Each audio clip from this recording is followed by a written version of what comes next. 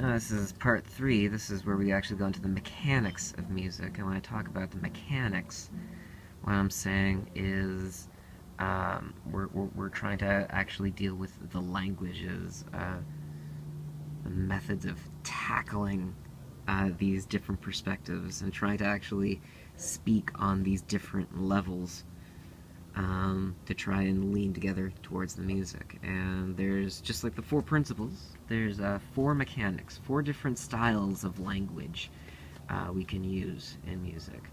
And they are linear notation, linear dictation, circular dictation, and circular notation. Now the first we're all aware of, I'm going to sit on this one because it's a little windy. First that we're all aware of is circular notation. And this is where what we're trying to do is we're trying to make a tapestry that encompasses everything about these little tiny moments. You want to be able to see the rise, but on top of that you want to be able to see every little detailed point. And almost like a treasure map. These things are actually kind of hard to read. You need to know things like keys and time signatures, and I mean, most music teachers basically live off just learning or teaching other learners how this cryptic writing goes. But it's not it. It's not just this. When you find different teachers, actually, they all train this kind of way of communicating music, and they all kind of teach these mechanics of, like, well, they'll call this thing the root, the tonic, and this will be the dominant, subdominant, and then they'll have like another tonic up there, and they'll show you how all this stuff kind of fits together, so then you can use it, which makes it really hard to start off with this. But in a way it's great because it's really detailed, and it's really a great way to take everything and, without the music, pass it on, and then someone else can take it and play it. That's really cool. But as for like an actual communicative tool, it sucks. Next is circular dictation, which is the same idea of we're trying to... This works the same on frequencies and rhythm. So right here we have 1, 2, 3, 1, 2, 3, 1, 2, 3, 1, 2, 3.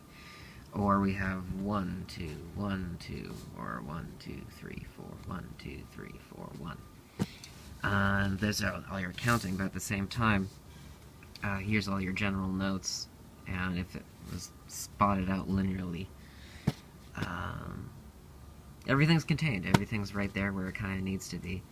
And you can kind of feel out these general things working within all these general notes.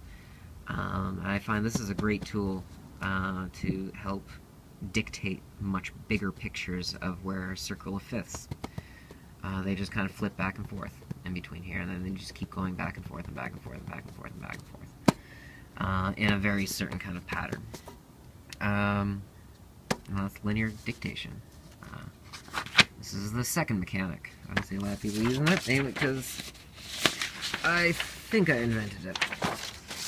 Our next is linear notation, which this is one representation of it, of where our goal is to dish out the relative spaces, and this right here is what's called, if you're a classical musician, we'll play it with relative do rules, no fixed do.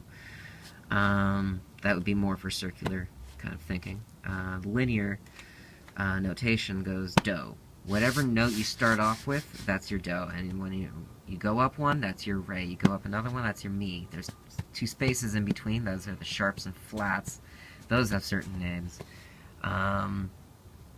And you can really dictate to someone what the notes are without pen and paper, just by knowing how this system kind of works. And this way is great because it really helps kind of lay out the lines for people very effectively. But it's really easy to get lost if they don't know what they're doing. They don't know how these lines kind of work and operate, and it's really easy to kind of get miscommunicated of, no, I said fa. Oh, you mean fa? No, that's so. And they need to be able to still work within the structure. And this is why linear notation is great for following other people and finding your own way to write what other people are playing really quickly. It's a lot faster than the classical circular notation method. And at last, we have the first one. I thought this one was 9. This is called linear dictation. And this is very much like follow the bouncy ball. You know, do, re, mi, fa, sol, la, ti, do. And you can start picking tunes of do, re, mi, do, re, mi, fa, mi, da, da. And you can start messing around, da, da, da, da, da, da. You start feeling how you have to start extending yourself around this area, da, da, da, da, da, da, da. And it keeps rising and raising, and we're not exactly worried about what the notes are, but we are trying to get people to follow these spaces, and we're trying to get people to see. And also same over 1, 2, 3, 4, 1, 2, 3, 4, 1, 2, 3, 1, 2, 3, 1, 2, 3. There's a little weird gap in there. But again, rhythm, same thing. And the whole idea of this is to get people to copy you.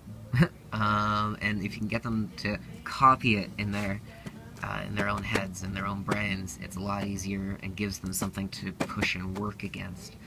And this is another great way of kind of just dictating things to people. Just conducting these little raises and moves for them. Believe it or not, that helps. And this is the last and the 4th mechanic of music. So we have follow the bouncy ball, linear notation, just kind of follow what's going along. We have linear notation, which is follow along what's going on, but you know the spots. Then we have circular dictation, which is, so given everything that we know, watch what it does around in these patterns. And then over here, given all that we know, here it is. Learn